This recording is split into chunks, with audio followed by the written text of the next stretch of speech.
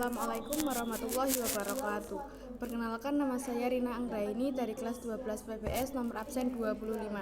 Saya akan menjelaskan tentang pengertian akad rahan. Akad rahan adalah sebuah perjanjian dalam sistem pinjaman syariah di mana pihak pemberi pinjaman akan menahan salah satu harta milik si peminjam. Harta tersebut digunakan sebagai jaminan pinjaman atau dapat juga disebut sebagai agunan atau gadai. Orang yang menerima pinjaman atau menggadai hartanya disebut sebagai rahin. Sedangkan orang yang memberi pinjaman atau menerima harta disebut murtahin.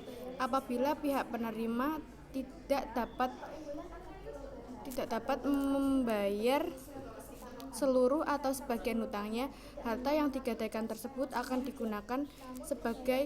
digunakan untuk melunasinya. Asal kata rahan adalah dari bahasa Arab yang artinya gadai. Sedangkan secara etimologi ar-rahan berarti tetap dan lama. Kata lain dari rahan adalah al-habsu, yaitu penahanan suatu harta untuk dijadikan sebagai pelunasan pinjaman. Sumber hukum akad rahan. Setiap akad dalam syariat Islam, termasuk akad rahan, pastinya merujuk 3 sumber utama, yaitu Al-Quran, Al-Hadis, dan Ijma' ulama. Berikut ini adalah penjelasan mengenai sumber hukum dari akad rahan yang wajib kita ketahui. 1. Al-Quran.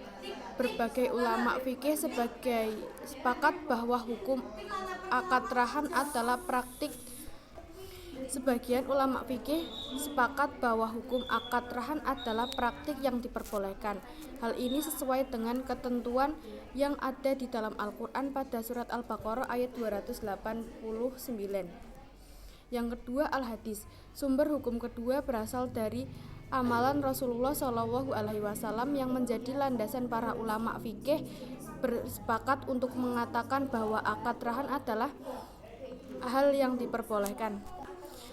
Hadis riwayat Al-Bukhari nomor 2513 dan Muslim nomor 1603 sebagaimana dikisahkan Ummul Mukamini Al-Aisyah radhiyallahu anhu.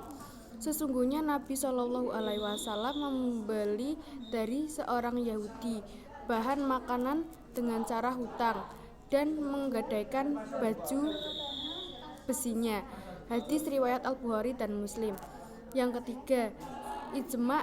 Kesepakatan para ulama mengenai akad rahan juga didasarkan pada tabiat manusia yang tidak bisa hidup sendiri tanpa adanya pertolongan dan bantuan saudaranya, termasuk dalam hal pinjam-meminjam.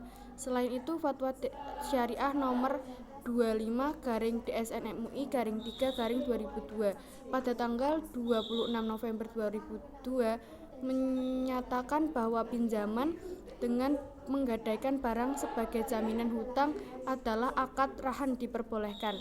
Sebagian besar ulama juga sepakat bahwa akad rahan disyariatkan pada saat tidak berpergian atau ketika sedang berpergian.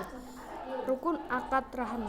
Untuk bisa melaksanakan akad rahan, pihak pemberi dan peminjam harus memastikan bahwa transaksi mereka memenuhi rukun-rukun berikut ini.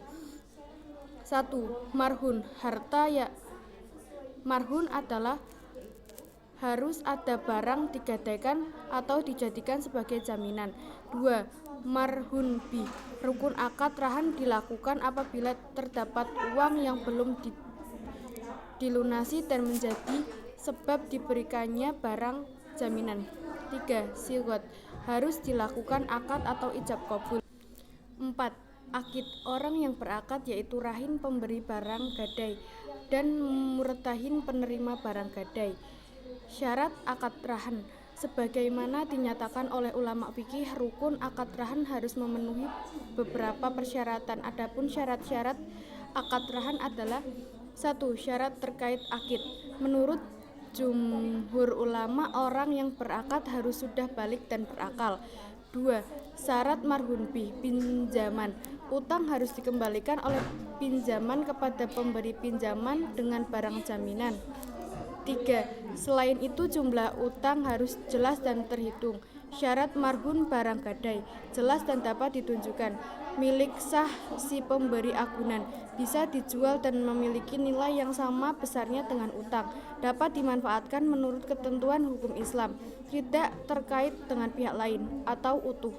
Bisa diserahkan ke pihak lain secara materi atau manfaatnya. Akad rahan tidak bisa dikaitkan dengan syarat tertentu atau dikaitkan dengan masa yang akan datang, sebab akad ini masa sama seperti akad jual beli. Semisal akad itu dibarengi dengan syarat tertentu atau dikaitkan dengan masa yang akan datang, maka syaratnya batal. Sekian penjelasan tentang akad rahan dari saya. Sekian dan terima kasih. Wassalamualaikum warahmatullahi wabarakatuh.